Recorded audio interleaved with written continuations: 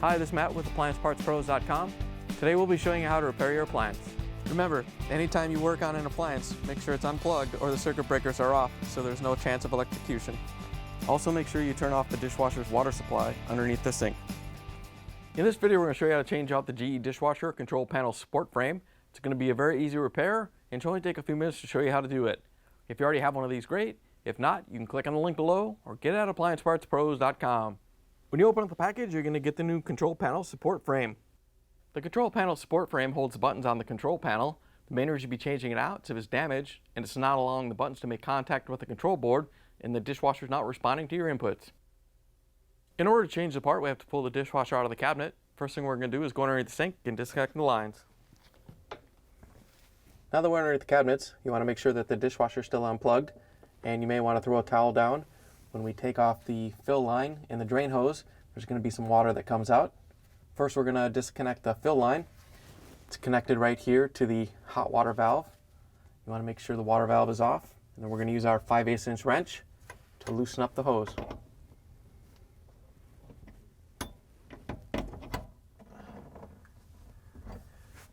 Once you have it broke free, you can just reach in and unscrew it by hand.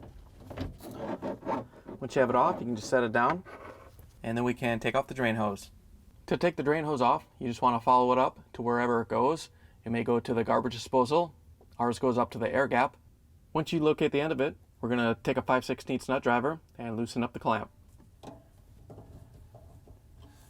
Once you have the clamp loose, you can pull it free and set it down. Now that we have the lines disconnected, we're going to open up the dishwasher door. Use the Phillip screwdriver to take out the screws that hold the dishwasher to the countertop.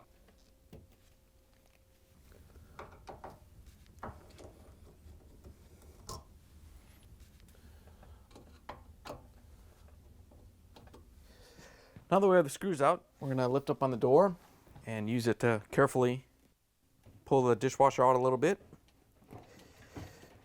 Once you have it out, we can grab the frame and we're going to pull it out about halfway. We're not going to pull it out all the way. Now we're going to use a 1/4" nut driver to take off the screws that hold on the access panel.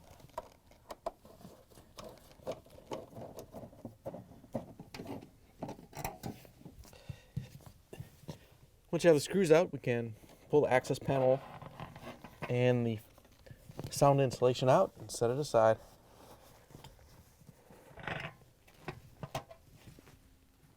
Now that we have the access panel and the insulation out of the way, we can disconnect the wiring harness. There's a little locking tab right here. You just have to press on to release it. And we're going to follow it up, and there's a little clip that hooks it to the tub. We're just going to unhook it from there. Now we can release the door cables. There's one on each side. They both come off the same way. All you have to do is grab the end here and lift it off the hinge. And then they make a little cable holder right below it that you can just hook it into and let go. That way it doesn't spring back and unhook the spring. Now we can do the door cable on the other side. It comes off the same way. Now that we have everything disconnected, we can take the door off. We're just going to open it up a little bit. And you want to lift up on it so the pins come out of the hinge. Don't open it too far, otherwise they won't come out. Just enough to get them out.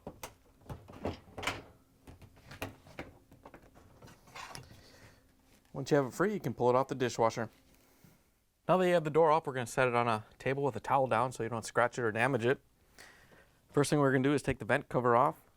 We're going to use a flathead screwdriver just to break it free. Just want to get it on the tab right there and just tap it. Once you have it free, you can just unscrew it, take it off and set it aside. Now we're at the bottom of the door. There's 2 screws on each side that we have to remove in order to separate the 2 panels. We're going to use a 1/4" nut driver to take them out.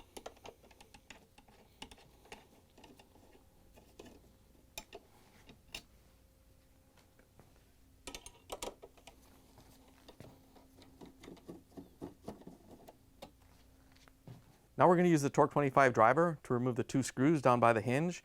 There's 2 on this side and 2 on the other side.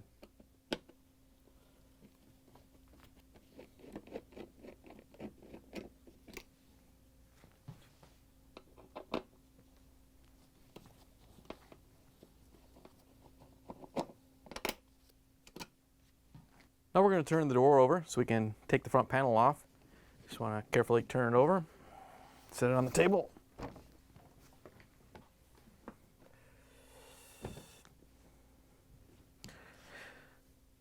Once you have it off, we're going to separate the two sides.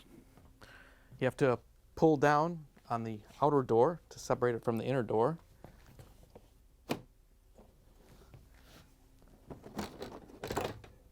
Once you have it free, you can pull it off and set it aside. In order to get to the control panel support frame, we have to take the control board and the vent assembly and get it out of the way. We're going to use a 1/4 inch nut driver to take out these 4 screws.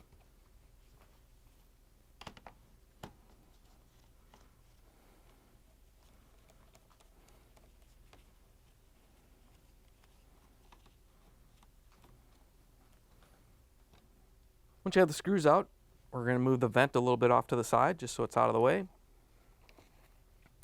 Then we're going to take the control board and pull it straight down.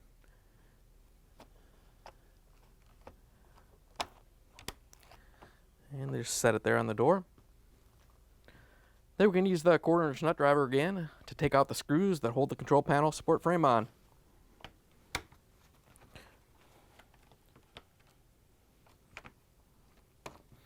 When you're taking these out, you'll notice that these 2 right here, 1 on each end, are a little bit longer, and the other 4 across the top are shorter.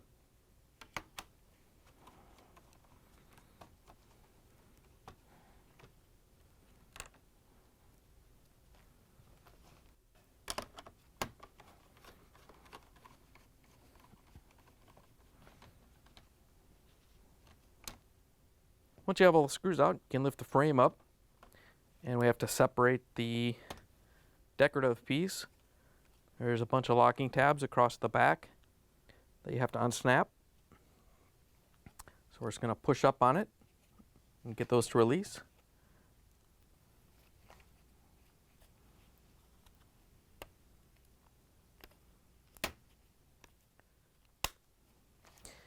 Just have to work your way across and get them all to release.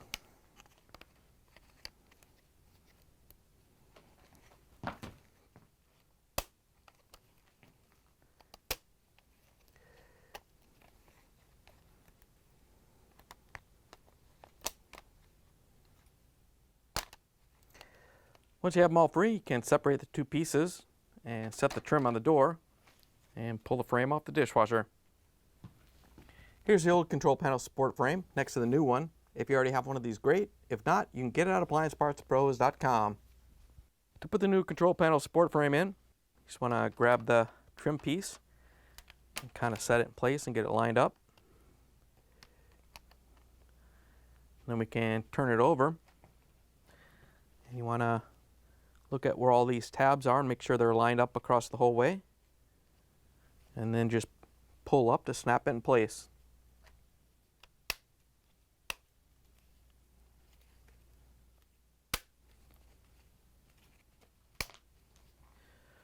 Once you have it in place, we can turn it over, set it back in place, and put everything else back on. We're going to use the 1/4 inch nut driver to put the screws back in. Remember, the long ones go on the bottom here, the short ones go across the top.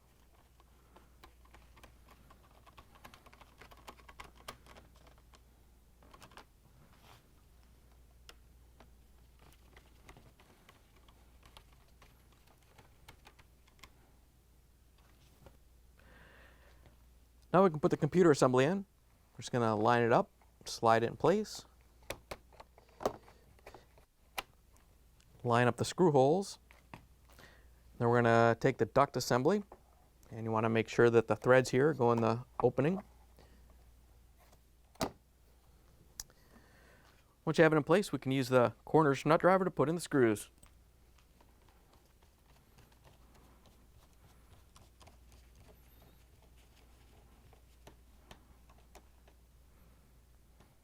Once you have those in, we can put the rest of the door back together. To put the outer door on, when you set it in place, you want to make sure that these tabs right here go into the slots on the door. And then you also want to make sure that the tabs here on the top of the panel go underneath the control panel.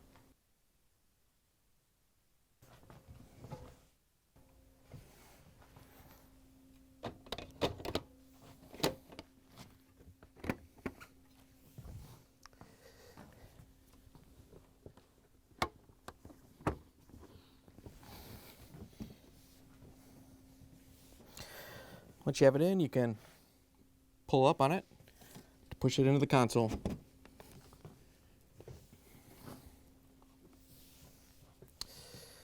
Now that you have the door put back together, we're going to carefully turn it over.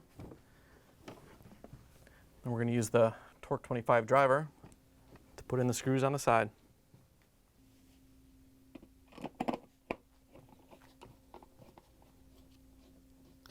Once you have these in, we can do the ones on the other side.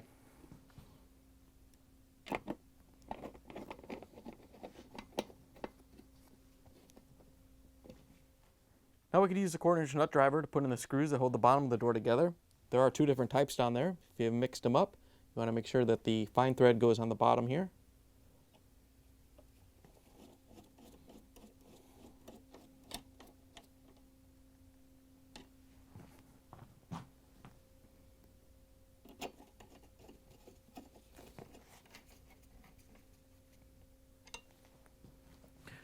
Now we can put the vent cover back on. To put it in, you just have to line it up and screw it in.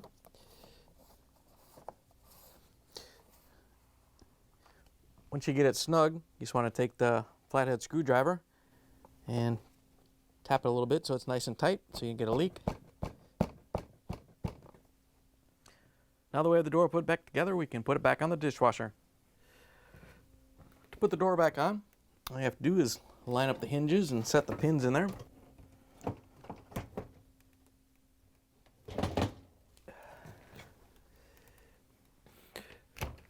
Now that we have the door back on, we can hook up the door cables. All you have to do is stretch them out and hook them over the hinge. Once you have this side on, you can do the other one.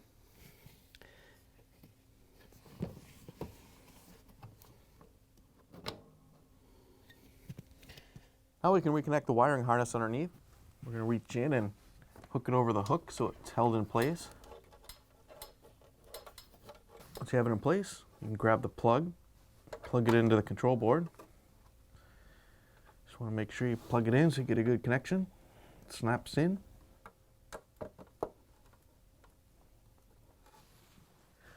Now that we have the wiring harness hooked up, we can put the insulation back in. Remember, you want to put the thick part back in first, and this part wraps up inside the door.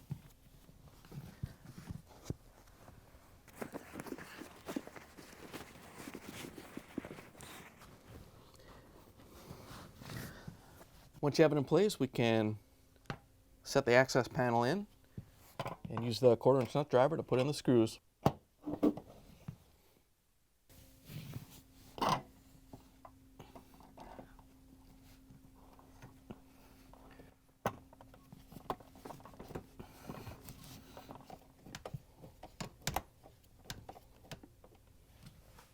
Now we have to reach underneath and put the lines through the cabinets. We want to push the dishwasher in about halfway. Then we can go underneath the sink and pull on the lines to make sure they're not caught on anything. Then we can push the dishwasher in the rest of the way.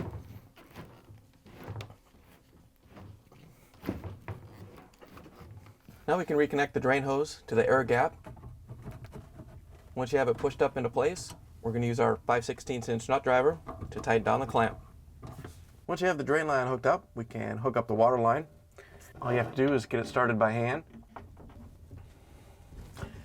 Once you have it snug, we can reach in with our 5/8" wrench to tighten it down so it doesn't leak. Now that we have the lines reconnected underneath the sink, we're going to open up the dishwasher door. Use the Phillip screwdriver to put in the screws to hold the dishwasher to the countertop.